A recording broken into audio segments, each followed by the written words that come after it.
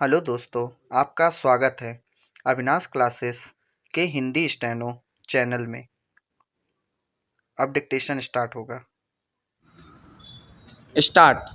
कुछ समय पूर्व प्रधानमंत्री श्रीमती इंदिरा गांधी ने अखिल भारतीय आदिवासी विकास परिषद के वार्षिक सम्मेलन का उद्घाटन करते हुए स्पष्ट शब्दों में कहा था कि देश में आरक्षण की नीति तब तक जारी नहीं रहेगी जब तक कि समाज के सब लोगों को विकास के समान अवसर प्राप्त नहीं हो जाते और हर व्यक्ति प्रजातंत्र के फायदों का उपयोग करने नहीं लगता। आरक्षण की नीति जारी रखना आज भी उतना ही आवश्यक है जितना कि यह लागू करते समय आवश्यक थी।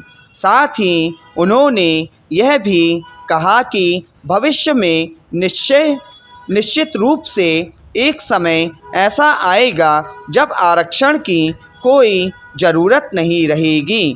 पैरा श्रीमती गांधी ने कहा कि उनकी सरकार देश की विभिन्न समस्याओं से परिचित है और वह इन समस्याओं को हल करने की हर संभव कोशिश कर रही है। उनकी सरकार ने देश के सर्वगण विकास के लक्ष्य को ध्यान में रखकर ही विभिन्न योजनाएं शुरू की है ताकि समाज के सभी वर्ग के लोगों को अपनी उन्नति करने के भरपूर अवसर प्राप्त हो और उन्हें इस बात का पूरा अधिकार है कि वे अपनी समस्याएं सरकार के ध्यान में लाएं, परंतु लोगों को इस बात की सावधानी अवश्य रखनी चाहिए कि उनका तरीका प्रजातांत्रिक हो और उनकी कोई भी कार्यवाही राष्ट्रीय हितों के प्रतिकूल ना हो। यदि यह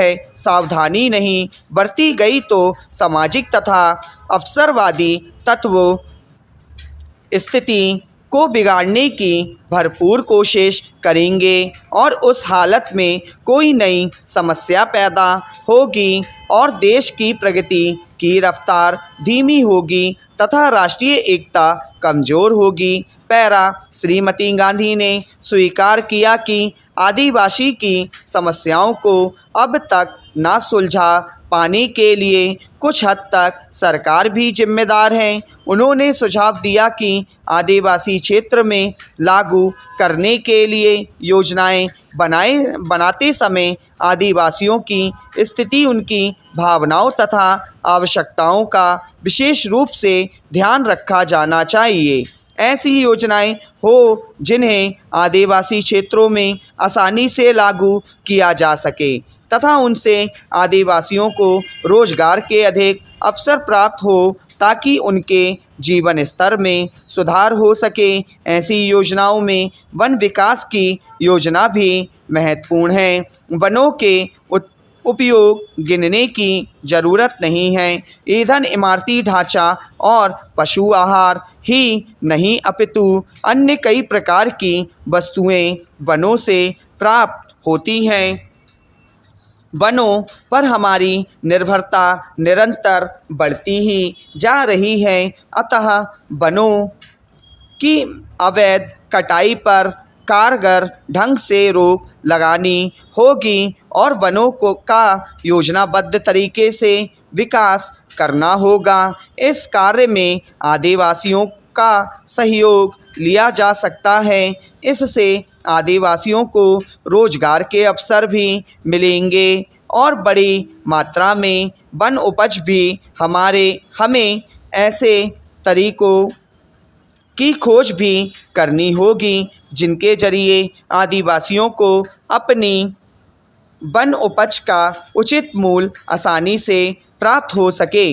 पैरा यद्यपि यह एक चुनौती भरा कार्य है, किंतु जीवन में अगर चुनौतियां ना हो तो वह बेमतलब है। चुनौतियां ही व्यक्ति के चरित्र का निर्माण करने में मदद करती हैं।